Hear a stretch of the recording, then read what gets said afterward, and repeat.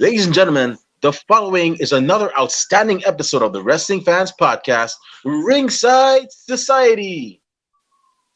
I am your host, that ocean crossing, straight up bossing, flight catching, shot glass snatching. Wait a minute, wait a minute, wait a minute, wait a minute.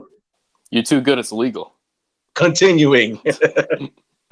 Always on the go, catch him if you can. Said his name in Guyana, now they love him in Japan. No cap, the worldwide star boy, Remy Blue. And my special guest today is a man who graduated with the Nightmare Factory Class 1.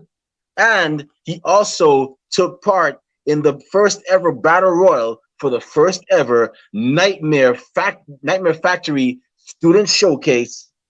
Everybody, welcome to the show, Cal Flahaven.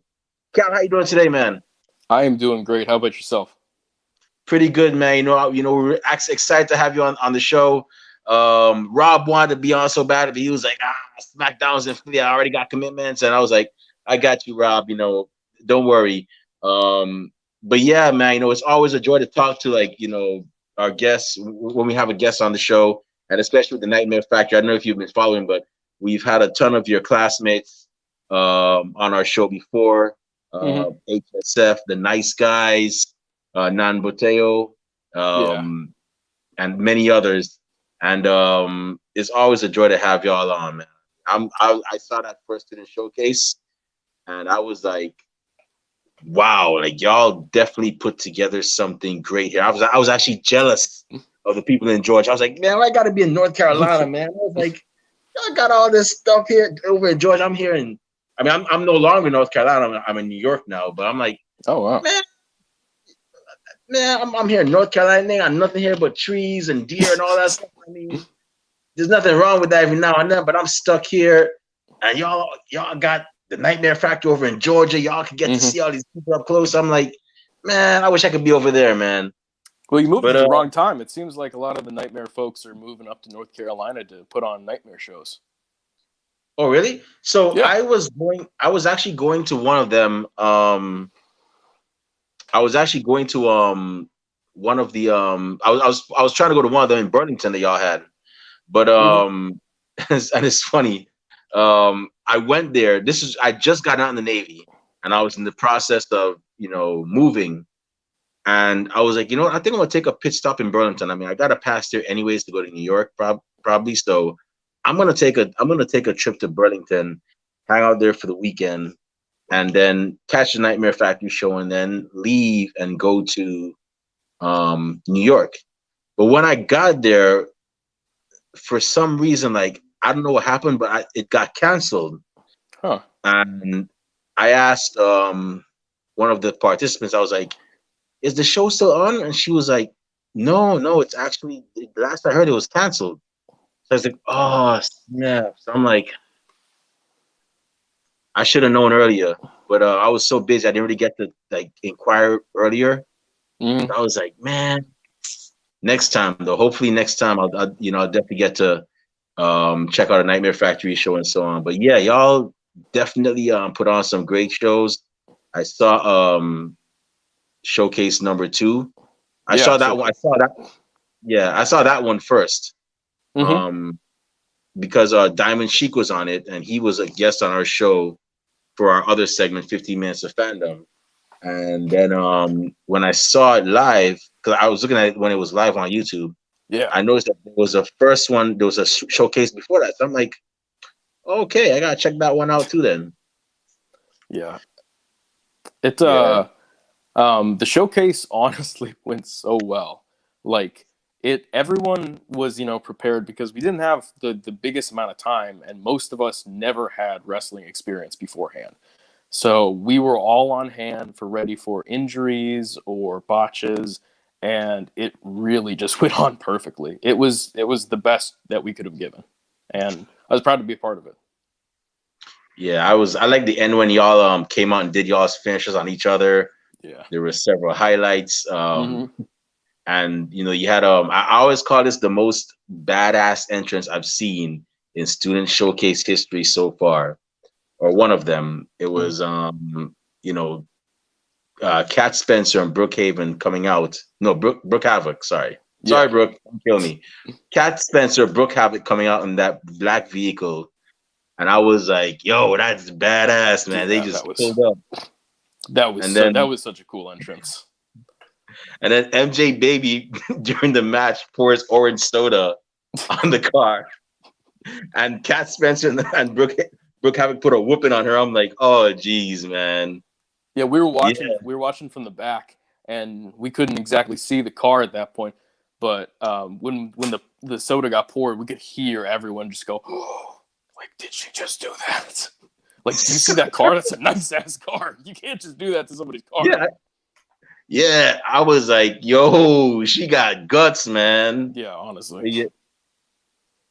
But yeah, those are good matches, man. And y'all, I gotta say, y'all are a part of history now because I told Josh Breezy, and whoever's gonna watch is probably like, "Ah, Remy, man, you keep saying the same thing," but y'all are a part of history. Like many years from now, class 250 something or 300 something is gonna pull up there, and they're gonna see that plaque Mm-hmm. in that training center, and they're gonna be like, "Yo, that's Cal Flahaven. He just had one of the craziest matches in AEW against Lee Moriarty. That was a clinic."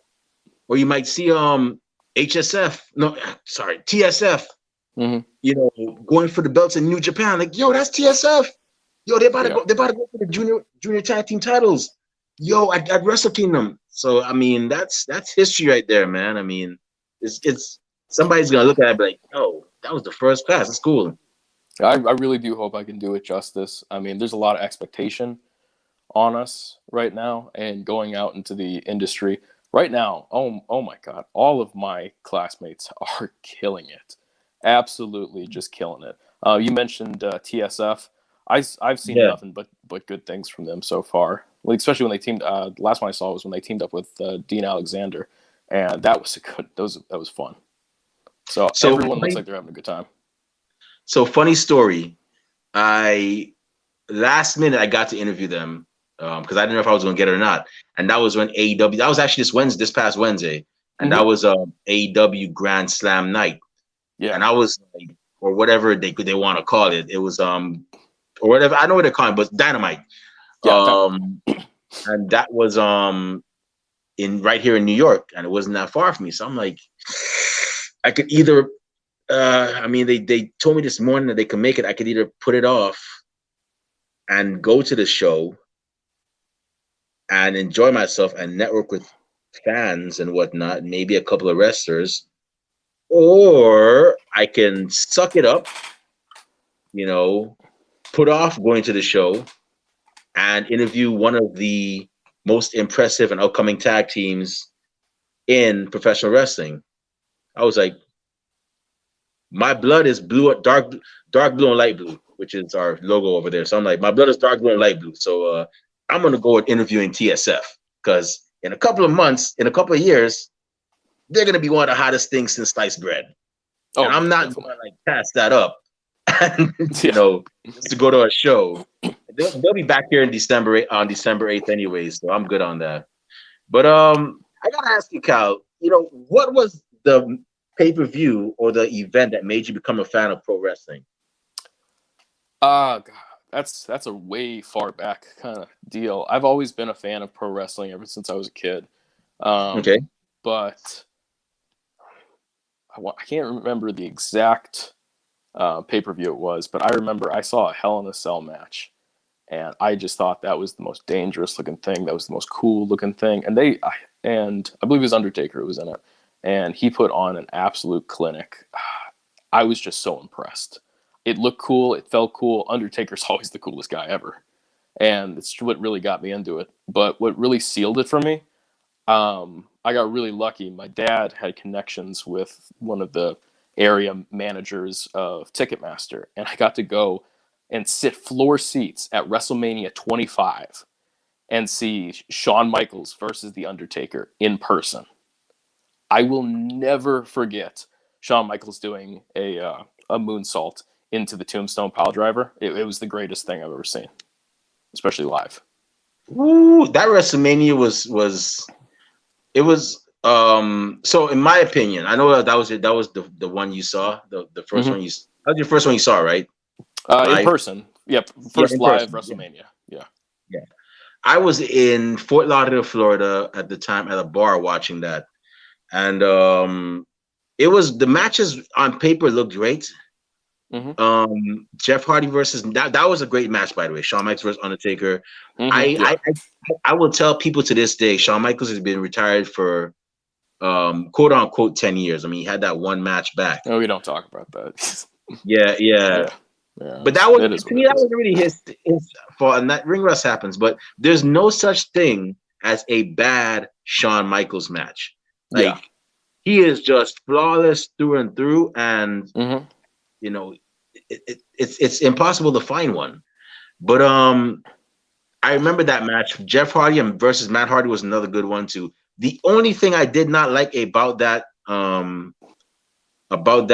WrestleMania was the Miss WrestleMania Battle Royal, where you I got to was see same thing. Yeah, I was about to say the same thing. and this and just for the record, those of y'all watching, this is nothing against the drag community because I have nothing against anybody's sexual orientation or how they live or so on. Um, but the only thing I did not like was the fact that you had divas from the past, present, and future, but who won it? But was Santino Morella in drag? Santina Morella, I'm like Santina Morella. Santina. Yeah. Yeah, I'm like, you're trying to tell me you have Joy Giovanni from the Diva Search, um, Michelle McCool, Melina, all these women from the past and present in this one space, and you have the main focal point was Santino Morella. I mean, I can understand, he came in there and they threw him out collectively, and okay, all right, that was a comedy spot. That was the Mm-hmm. comedy spot for the Battle Royal. But the fact that to me it felt like they were making him the focal point, I didn't like that. I was like appalled by that. But Yeah. the my bad. But the 2018 Battle Royal Rumble to me made up for that. So, but yeah, Yeah. you're gonna say? Oh no, it definitely did.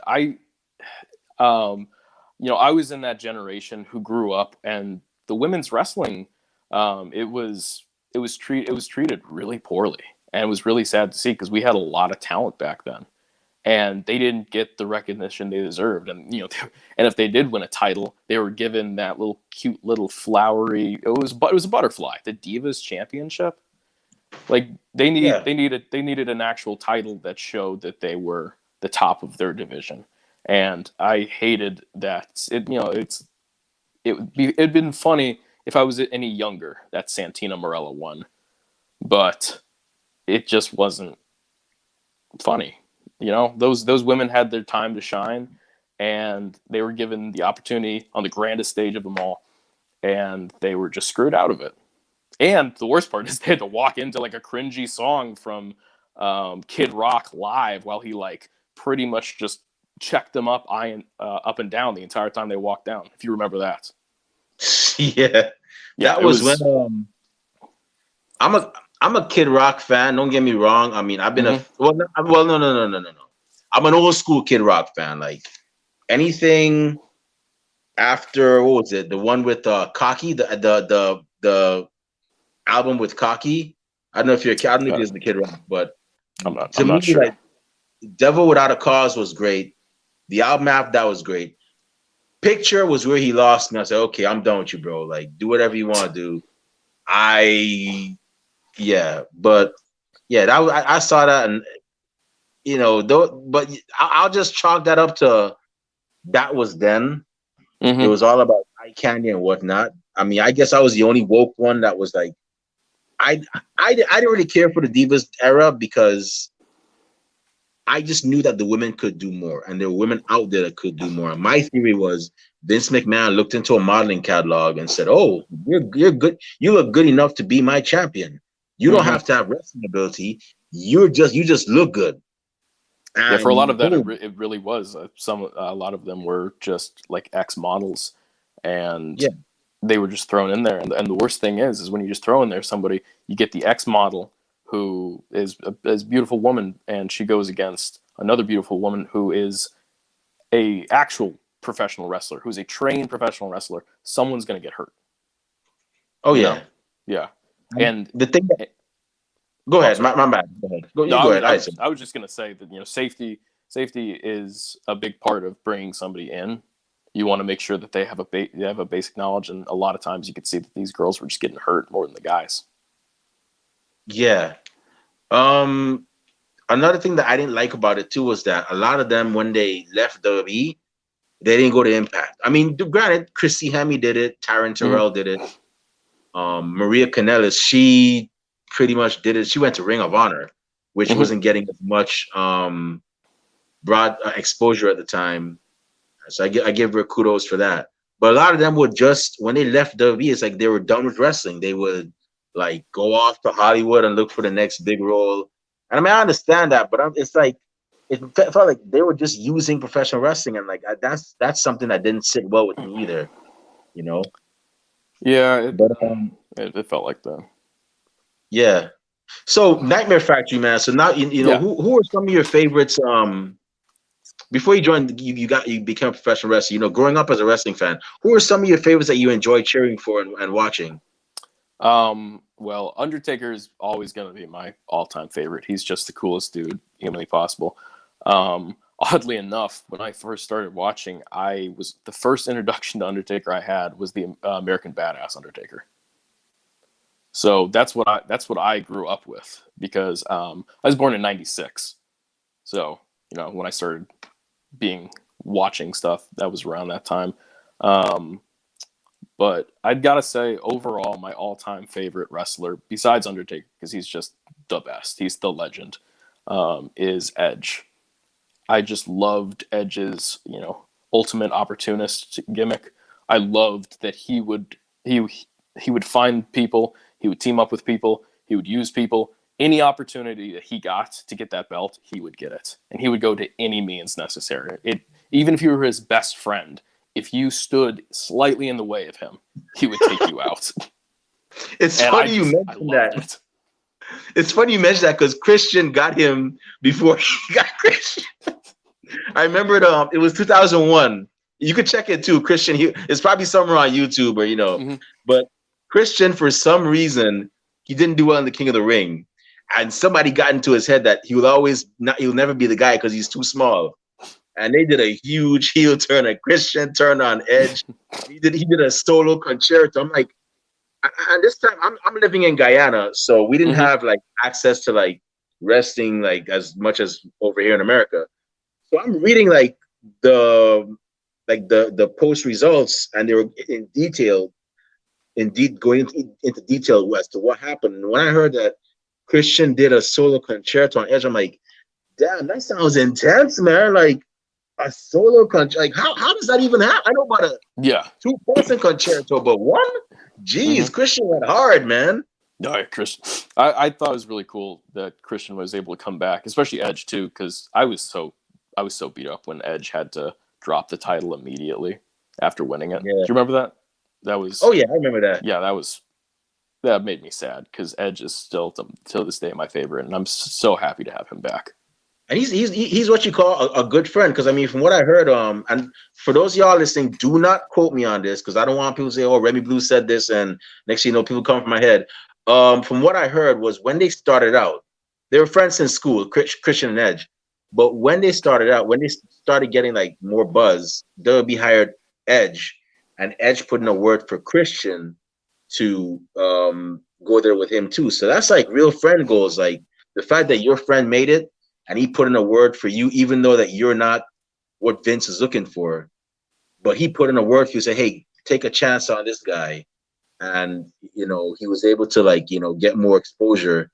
That's goals right there. That's a good friend right there, man. He's always struck me as, even though, you know, his character is not, he has always struck me as a really nice guy. And I've talked to a few wrestlers that have met him, a few fans that have met him, and it's all good things. He's just a pretty good guy. And one of my favorite little Edge facts is, do you possibly know what his one of his indie names was? Oh, I know. Don't worry. So for those of y'all, we're not being perverted. We're not being, Aguilera. It's Sexton Hardcastle. I loved that. I learned that during a promo, not promo, during a pay per view. I think it was Michael Cole said it, and I was young then, so I was extra dying laughing because I think I was in middle school and I was like,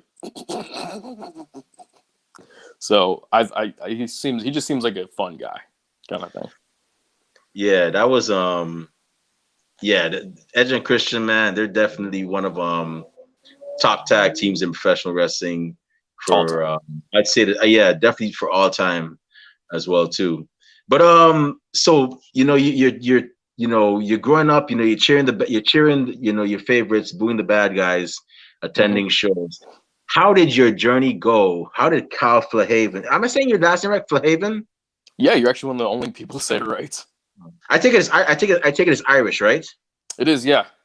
Hmm. Got it. All right. So how did your journey go from pro wrestling fan to pro wrestler now? Like, how'd you end up going to Nightmare Factory and so on? Well, it along the lines of the pandemic. I started wrestling in 2020. That's when the first class was. The pandemic really messed me up. I'm a very social kind of guy, and I have my entire life be social. My job before the pandemic hit was a party host, and I lost that job because of COVID and everything, and I Right. was pretty much just cooped up, and the world was looking really bleak, and I was like, am I just going forward for nothing that I want to do? Am I just going to keep going this path and then just do an office job and die? And I really got in my head about that. And then I saw that uh, QT had a school here. This was before the Nightmare Factory was actually announced. It was the I believe it was One Fall Power Factory. Don't quote me on that. I can't remember what the original name was. Yeah. And I signed up for that and hoping I could get in on that. And then QT called me. He said, "We're going to do it." And then it got changed to the Nightmare Factory. And I was told that Cody Rhodes is going to be involved. And I was like, oh, this is crazy. This is going to be like really legit. Because I mean, we were already going to have QT Marshall, which he is pretty much AEW. He does a lot of things in the company. He's a big mainstay kind of guy. But then you add on Cody Rhodes, that's going to be a lot of experience. And so that's what mainly drove me into it. I spent all my savings to join the Nightmare Factory, and in the end, I think it was a really good decision. Yeah, that's sometimes getting to where you want to be means doing what you don't really want to do. And to me, I think it's paid off, man, because now after 3 months of training, you got to graduate, as Mm-hmm. part of the first class of Nightmare Factory. So what was it like getting that pat on the back saying, "Hey, Cal, you're good to go. You are officially a professional wrestler. You can now take bookings all over the country, if not all over the world." Terrifying, scariest thing.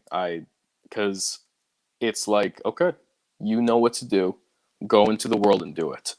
And I felt a little unprepared, not because of what anything they did, but because of me. You'll see, I haven't wrestled this entire year because I'm a college student. I go to Kennesaw State, um, and during my training at Nightmare Factory, I took 6 college courses, all 3,000 upper division level, and worked, and went to the Nightmare Factory. I burnt myself out way too hard, and I wasn't able to give 100% of my time and 100% of my attention to the Nightmare Factory, and I really think that bit me in the ass because I was juggling 3 things at once. And when you juggle all these things, you can't give 100% of yourself to everyone. You start breaking off pieces and keeping, relationships alive with friends and family. Time, there's only 24 hours in the day, you know? So Right, I was right. I really felt that I had screwed myself over in a sense. and that's why I am still training, but I went to a different location afterwards to get in a little more reps. Another reason I haven't wrestled is I hurt myself, and then I got COVID. I've had a bad 2021. I'm not gonna lie. Well, there's one major upside that matters. You're Mm-hmm. still alive, you're still breathing. Yes, you're down, but you're not out. I believe, that Cal Flahaven is gonna actually, and this is not me just saying it's because you're in front of me. I believe Cal Flahaven is definitely gonna rise back up. I believe he's gonna come back. Yeah, he had COVID. Yeah, he hurt himself, but he's gonna heal. He's gonna get better. Once you pass your classes, yes, college is important. Education is important because you know nothing is guaranteed. It's always good to have something to fall back on. Yeah. And you're gonna come back, and you're definitely gonna get your name out there and so on. You know, it's I always say it's a marathon. It's not a race. It's a marathon. So I believe you're gonna get back out there. We're gonna see you on AEW Dark or AEW Dynamite. I Or appreciate maybe that. even Thank you. Impact. Just gotta Yeah. just gotta keep that positivity and Mm-hmm. you know keep that mindset going. Just make sure you stay on the course. You may have to take a few detours, but guess what? Make sure it's not a long enough detour to keep you away from your path. Mm-hmm. You may have to make a pit stop and that's it. That's like me in Japan. I never from 2010. I'm 38 years old. I'm an old man, but 2010. Um, I was 27 years old. I got into the idea like I want to go to Japan. I want to see what it's like over there, not just for wrestling. I'm just curious. Yeah, it seems And fun. yeah, lo and behold, 4 years later, I remember I was talking to a girl in South Beach in 2010, telling her I wanted to go to Japan. I was saving up money, didn't work out. Tried. I worked at the airlines, at the airport. That didn't work out for me either. Lo and behold, 4 years later, 2014, I joined the U.S. Navy. 2 years after that, I get orders to go to Japan. Oh, So yeah, nice. so you just gotta keep at it, man, and you'll definitely. I believe you'll definitely make it there, man. I mean, you got the look, you got Oh, the thanks. training from two of the Mm-hmm. best guys. I mean, Cody Rhodes and QT Marshall. Not to mention, you coupled with Glacier. Glacier. I'm not gonna call him by his real name because I'm a fan. I know my role, but Mm-hmm. Coach Glacier, and you got Coach Ian, who I've heard nothing but great things about. And I forgot who the female coach. I think it's Kayla is her name. Please, female coach. If you see this, please don't kick my ass. I forgot what her name is, but she had an article. But you got great coaches there, so I mean, you're definitely gonna get there, man. I mean, I know it, man. You just gotta keep on, pressing and whatnot.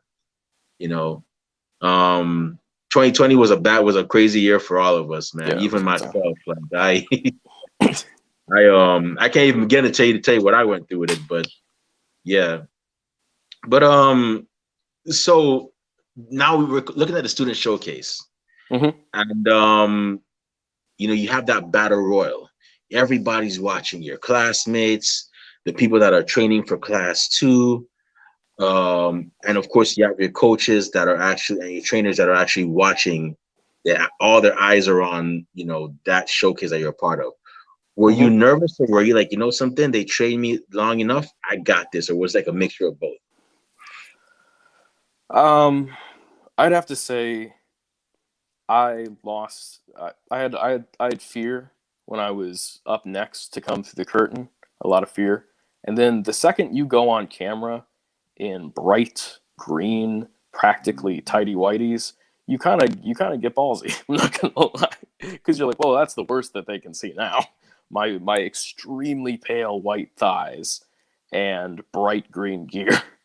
So once I got up on the stage, out onto the ring, I was like, no, we got this. We've practiced, we've trained, and we're gonna rock this. Yeah, that's cool. But look at it this way: you got noticed. They were watching you. Yeah, pale white thighs.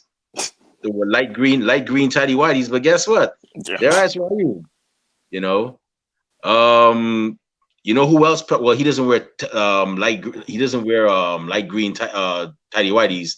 I think he wears dark green. You know what? You know who else actually has is pale and whatnot. Sheamus, Yeah, Sheamus.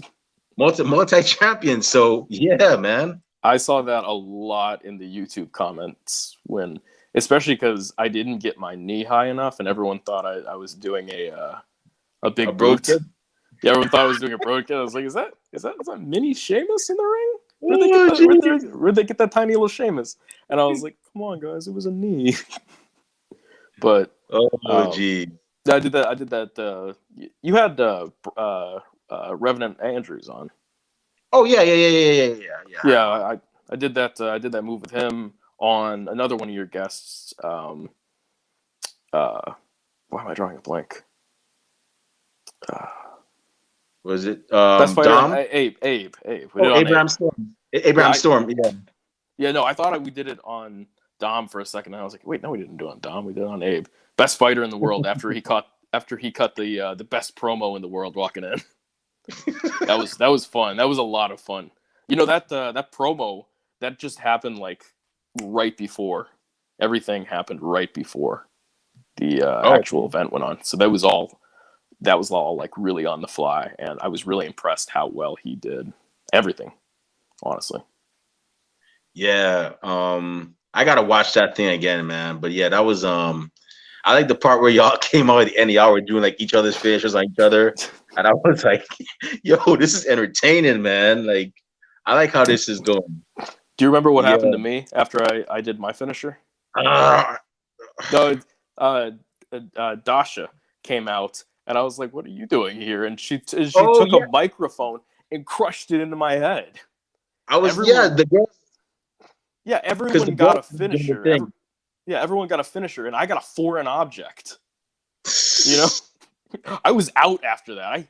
I got hit, and I rolled out, and I'm laying on the ground with the rest of them. And one of the refs comes up. He's like, "You guys got to move. You guys got to move." We're like, "We are hurt.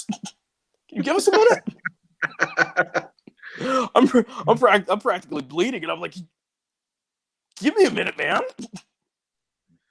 Wow, that was crazy, man. That was yeah, that part was yeah. I forgot Dasha Curry. Yeah, she came in and she actually yeah, and then after the females started doing their thing, and Mm-hmm. then the males came back in, and yeah, that was awesome, man. Like that was the second one. So you probably wouldn't believe me if I told you this, but I told pretty much every person in class too. That showcase that they had that month, I enjoyed that more than the WWE's pay-per-view they had that same month. That was the one where they had the zombies coming out, and I was like, man, this showcase too was better than the only thing I liked about that show about. And I'm not anti WWE, I'm not anti AEW. I'm Mm-hmm. pro wrestling. Like I'm for all the wrestling. But when Yeah. I was like, wait a minute, zombies? And I looked at Yeah. the student showcase too, and I'm like, man, this stuff is better than what WWE had like than most of the pay per view except for the main event. And I was like, man, WWE, y'all gotta do better, man. All that production and y'all got zombies and grabbing the Yeah. Miz and stuff. Like, come on, man. Multi-million-dollar company, and they put out zombies. American Life I was Halloween. Understandable. Okay. Is it though? You know, it's like we're serious competitors. This is a serious sport. We put on serious shows. We put on serious showcase. Yeah, it's always fine to have fun, and I like to add a little bit of flair, a little bit of fun into my wrestling. Um, but zombies, that's when you start to just devolve into this is playtime and this is a kid show, and you know we don't put our health on the line. Just oh, didn't was it Miz? Yeah, Miz got hurt in that Miz got match hurt. too. Yeah. Yeah, he got hurt. And so it's not even one of those moments that it's like, oh, like, oh, I had a bad match, I got hurt, but we finished it and it was strong. I got hurt by one of the zombies. It's like, why were there even zombies there? You know? So I don't want to say I don't think that he wouldn't have hurt himself in another type of match, but I just think that if that match didn't happen, maybe. So because the Miz Yeah, is one of my current favorite superstars, especially his run a couple of years ago with the Intercontinental title, back when yeah. Lesnar just disappeared. Mm. Yeah, so when Lesnar disappeared, the Intercontinental title became the title on Raw. It was Raw, right? Yeah, Yeah, I yeah. Um, think yeah, I think so. yeah. The only thing I'm There's sorry that didn't happen with the Miz. I'm sorry. Go ahead. Oh no, I'm sorry. It's starting to cut Eh, out for me. My bad. That's okay. Yeah, yeah. So I was the one thing I'm speaking of the Miz. The one thing I'm sorry didn't happen with the Miz was that he never got a proper feud with CM Punk. I think that would have been a great thing. You have this guy who's an A-list celebrity, has all the riches, is Hmm. popular beyond wrestling, and then you have CM Punk, who's the voice of the voiceless. And I think that the promo battles would have been classic because Miz is, whether you like him or not, one of the best promo guys in wrestling today. Like 100%. the man would give anybody a run for their, probably even The Rock. I'll even go that. I'll even go there. I mean, Rock would probably like burn him up, but like he'll put up a good fight. Yeah, Um, he's gone against The Rock. Do you remember? He it was in the lead up to WrestleMania where he retained the title against, or was it WrestleMania? Yeah, when he retained the title John against Cena? Cena. Yeah, Yeah. the one where he got that really bad concussion in the match. Because Mm. he had a couple promos against The Rock and they were both really good. They were just right in each Oh other's yeah, yeah, face. yeah, yeah, yeah. I Yeah, remember. I remember. But like, but I would like to see them do like a face to face one, like how CM Punk and The Rock did it. And that was another thing too. I knew like CM Punk and The Rock. The Rock, CM Punk was one guy The Rock wasn't really gonna get easily because when you have a person that admits their faults, that says, I'm this, I'm that, I have issues," and you admit them, like you can't really crack on them for that because everybody else already knows. Like CM Punk says he's not the most athletic, skinny guy. He's skinny fat. mhm. He says he has a bunch of tattoos. Like you can't go and say, "Oh, look at your tattoo." It's like you can't. Yeah, That's what The Rock's problem was. it really he really beat him with that because he took it away from him. Because if you take on your own insecurities, what you can't harp on my insecurities because I just put them Yeah, out there. Yeah, you can't take it. You can't use them against me. I'll use them against myself. Make you look yeah, like a jackass. yeah. It's kind of like 8 Mile, like when you had B Rabbit and Papa Yes. Doc, Yeah. and B Rabbit Exactly. was like, Hmm. "Yeah," and you did this and you did that, but I know something about you. So it's like Hmm. you can't really come back from that. Like it's No. Yeah. you know, You lose. So you take it away from them, and then they're just left stuttering. oh yeah. Yeah. So so in terms of so now that the student showcase is done, Hmm. you're on the come up again. I know I'm going to see you in the near future, doing your thing. But your trainer Cody Rhodes, when he left Yeah. WWE several years ago, he had a list of opponents that he wanted to wrestle in the near future, and he posted that list on social media. Several other wrestlers started doing the same thing as well. So my next question for you is, who are Cal Flahaven's top 5 opponents that he wants to wrestle in the near future? They could be from anywhere, AEW, WWE, Indies, anywhere. Well, my number one is it's just a Highlander kind of thing. It's I want to fight Sheamus because there can only be one. There can only be Okay. one Oh, nice. completely pale redhead. We got to see Oh, who's snap. yeah exactly. We got to see who's the king because he's got the his big white or something like the Great White Whale or he had a lot of nicknames from Michael Cole that I just thought were really Yeah. weird, but yeah, so that's how I feel when I take my shirt off. I'm like, that's blinding. So I want to fight Sheamus. Um, I really want to fight. I want to fight Darby. Really want to fight Darby. He is just insane. I'm a little bit of a masochist myself. I like to get put in situations where I'm gonna get hurt. I played football. I used to do some boxing. Right now in college, I'm a rugby player. I've always kept it. I've always wanted to do something physical, and I feel like he could could really just take me out of it. And I always love an opponent that I know I'm going to get hurt from. Cool. Yeah. Then of course, I've always wanted to go against CM Punk solely just so I could hear the promo he cuts on me. Like I love his in ring work, but like I just want that promo just cut right in my face, and I'll probably sit there like, yeah, yep, your mom, but like, so I know he would destroy me. Um, who else? Um, so I really wanted to do some tag team work, and I really wanted to fight the North back. Oh, Yeah, whew. yeah, I really wanted to fight because those guys. So I've always been interested in a tag team that can be more successful than a singles title, because a lot of times the tag team titles get pushed to the bottom, and I'm not a fan of that. I've always been interested in guys that make the world champion look below them.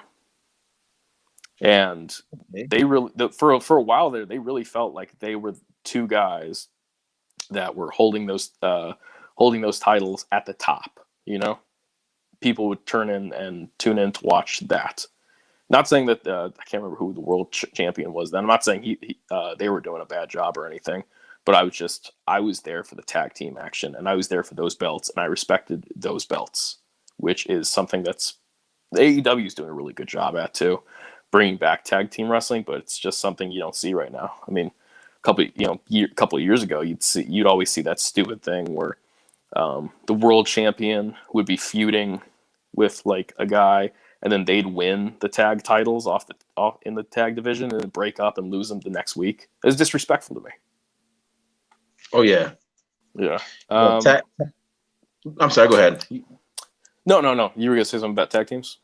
I was gonna say tag team wrestling needs to be like there needs to be more like seriousness taken with them. And I miss the days when you had like the Steiners. I started watching in 1990, and you had like the Mm-hmm. Steiners and the Legion of Doom and the Hart Yeah. Foundation and all of them.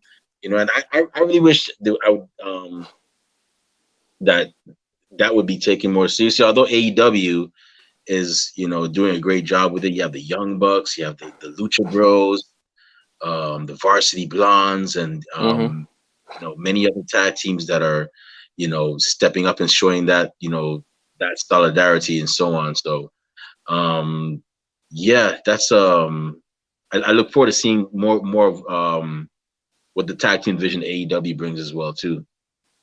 Yeah, me too. I'm very excited. I was very hyped to watch the Lucha Brothers win those the belts.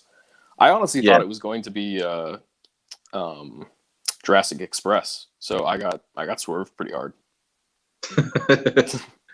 Yeah. Yeah. So you said a tag team, like any tag team you want to face or particularly or Um, Want to fight the North. Um, oh yeah, you said the North yeah, End. yeah, North. I guess also I want to go against Jurassic Express. Just because I just want to go against somebody as big and as powerful as Luchasaurus. Oh, Because okay. because then you got Luchasaurus, then you got Jungle Boy, and they can do so much fun stuff together. And I'm not the biggest guy, you know, like I'm kind of small comparatively. So I always think it's fun when you got like a really big guy and like a medium or smaller size guy, and they just work well together because you can even use the other guy as a weapon sometimes. Yeah. Yeah. Oh man, Luchasaurus. I always call Luchasaurus one of the next a next level big man. A next level big man being the reason why I call it next level because back when I grew up, you had like guys like Earthquake and so on that were just like they were big, but they used to do like a power game in the ring and so on, Mm-hmm. and they do a splash and so on. But now you got people like Luchasaurus that are doing like flips. You got all these different big men that are doing moonsaults, and it's just crazy, like just to see them move with the agility. So that's why I call him the next level big man. Like Keith Lee doing a Hurricane Rana off the top rope on Donovan Dijak or what is I don't know whatever he's called now, Yeah. but I know him as Keith Lee's a Dijak. monster. Yeah. Yeah, so that's why I consider Luchasaurus a next level big man. Oh, he definitely is. Yeah, 100%. And he's the next level big man. I was a little on the outside fringe of this one, but I was a fan of Braun Strowman. I thought he Oh, okay. moved. I thought he moved really, really well for a big guy, and he could do some of the athletic things. And I always was a fan of that. I was iffy on his promos, but I liked his in ring work. Kind of felt like Man, he kind of did this gimmick towards the end, but he felt like a horror movie serial killer, like Jason or Michael Myers. Like you couldn't stop him. If he came after you, you could shoot him as many times as you want, but the bullets would just he'd be unfazed. so it's funny thing you. So Braun Strowman, I remember when he was in I forgot Adam Rose's Rosebud Yeah, parade or whatever. Rosebuds. Yeah, you're one Yeah, second. You can keep talking. I just gotta plug my phone in. Sorry about this. yeah. And I remembered Braun Strowman like I saw well I didn't even know what his name was. All I Hmm. saw was that this guy, huge guy with a beard, looks like the big guy from Bloodsport, Van Damme's friend Yeah, was yeah. in the crowd dancing. So I'm like, okay. And the next thing you know, I looked him up and I found his name, but I forgot what his name was. And then a couple months later, I'm like, I wonder whatever happened to that guy. I know he signed with WWE. When he's gonna make his debut? Lo and behold, he makes his debut, and it's attacking Dean Ambrose and Roman Reigns. I'm like, Oh so yeah. that's where he went. You know, Welcome back. I missed out on that. I was not a watching fan during that time. Unfortunately, I really missed out. I had moved on from wrestling for a couple of years at that point. I feel like I missed out on like one of the best eras Eh, I mean, with the Shield and everything. yeah, but the Shield is still part of, to me, it's still part of like, I don't even know if it's the end of an era already. Because 2014, when the Shield debuted, that was like when things were starting to like change. I felt it in my blood, like things were trying to change. It's starting to change. So I guess we're still in that. We might still be in that era. I don't know. Or I guess Mhm. maybe I'm still here. AEW is. It's okay. I guess maybe AEW is a different. Not an AEW here. It's the beginning of a different era now. But yeah. But yeah, that was definitely something. Yeah, it really was, and I really do feel like I missed out because I really wanted to see the Shield and everything, but I kind of came at the last end of it. Oh, okay. Yeah, the Shield was definitely a groundbreaking stable. Like when they came out, I was like, "What? These guys are no joke." They were like just leaving. They were just winning matches left, right, and center. And yeah, all three of them ended up becoming They're world champions. That was a cool thing. yeah. What was that? Can you hear me all right? But yeah. I just got one more question, man. So, in terms of professional wrestling, where do you see yourself in 5 years? Let me get to. Sorry, I planned to do this on my computer, and then my computer was not having it, and then, so I just got my phone charged back up.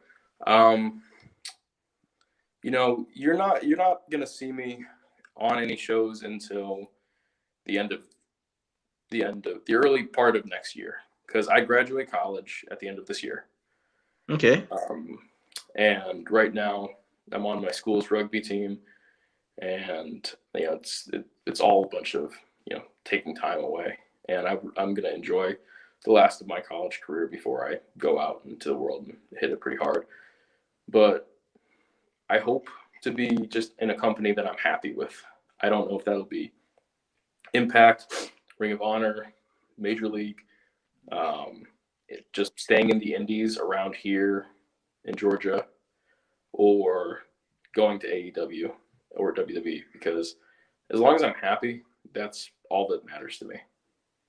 But I do want to be somebody's world champion, anybody's world champion by by midway through next year. I'm going to work as hard as I can, and it doesn't even matter if the It's the smallest promotion. I will hold that belt like it is the Winged Eagle WWF title. I'll be proud of it. Hey, you just gotta keep on trucking, man. Just keep at it. You'll get there. Um, I was a singer back in my high school days, and funny story, when we first got up on stage at our school's beauty pageant, everybody laughed at us. They were like, "Who are you for? You five guys? What are you gonna do up there?" But by the time we were done with our song that night, we got respect. All the girls in the hall were screaming when we started singing, and all the negative talk went flat. Kept on going, had a couple of bumps here and there, but eventually we got to the point where we were actually recording a cover of a Christmas song on national radio. Yeah, So you just gotta keep at it. You'll get there, man. It's like The Rock said. You know, being persistent gets you there. Being consistent keeps you there, and you'll definitely get there, man. You'll definitely get there. You got the right background and everything. The background of wrestling. I mean, you got the right. What's the right? You got the right training from the right wrestling school. yeah, So definitely. you'll definitely get there. But before I shut down the show, I just got to say, Cal, thank you very much. I know you're a busy man with college and everything, and heating up and getting back out there. We really and truly appreciate you taking time out of your busy schedule to shoot the breeze about wrestling and your career and so on. Before I shut the show down. Where can fans find you on social media if they want to find out when your next appearance is? If they want to purchase Cal Flahaven merchandise, which is going to come next year, maybe later on this year. Yeah, I was gonna say I'd like to know where to purchase Cal Flahaven merchandise. Yeah. So if you want to find me, I'm on Facebook. I don't use Facebook. It's oddly enough, it's still like the main way wrestlers communicate with Mm. each other. But I am mostly on Instagram. I'm on Instagram at Flahaven and Misbehaven, and that's where you're gonna find the most regular updated content. It's not updated, anytime soon, but by the end of the year, I'll get kicking with it. Awesome. By the way, that's a pretty good phrase. I can see it now. Do you want to know why I'll win this match tonight? Because I'm Flahaven and I'm misbehaving. I can see you might be onto something with that, bro. For real. Yeah, that's gonna be my first merch. But then I didn't end up. I didn't end up getting it made. But that's definitely probably gonna be on my first shirt. Hey, you're onto something there, man. That's pretty catchy right there, man.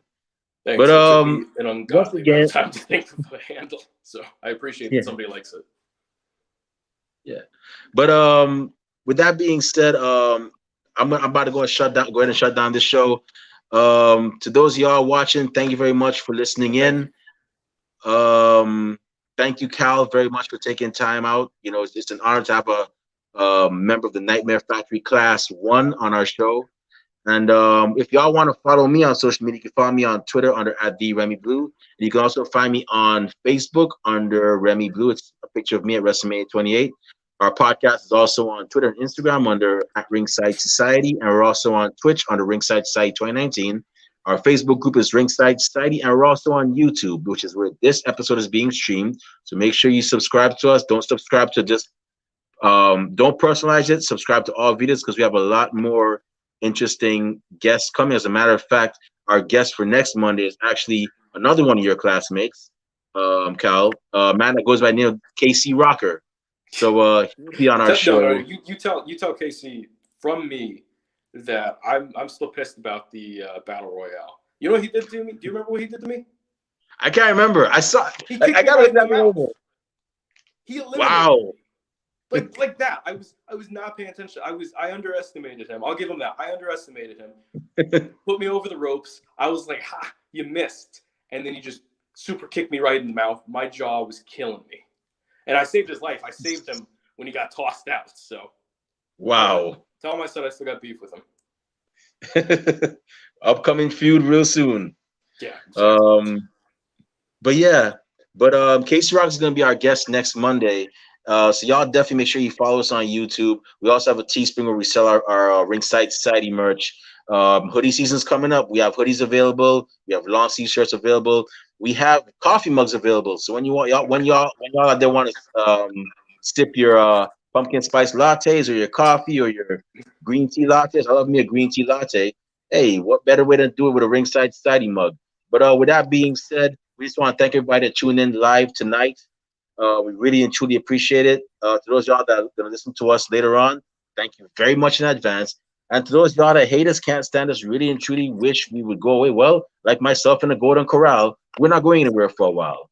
And we just want to let everybody know that we here at Ringside Society are very well aware that everybody and their grandparents and their parents have a podcast. But we're not your grandparents' podcast. We're not your parents' podcast. We're not just any podcast. We're the Wrestling Fans Podcast. Ringside Society. Hashtag we are not the same. So until then, we're still going through a pandemic. So until it's over, stay safe, stay healthy, be excellent to each other, and party on, dudes. We out. Peace. Peace.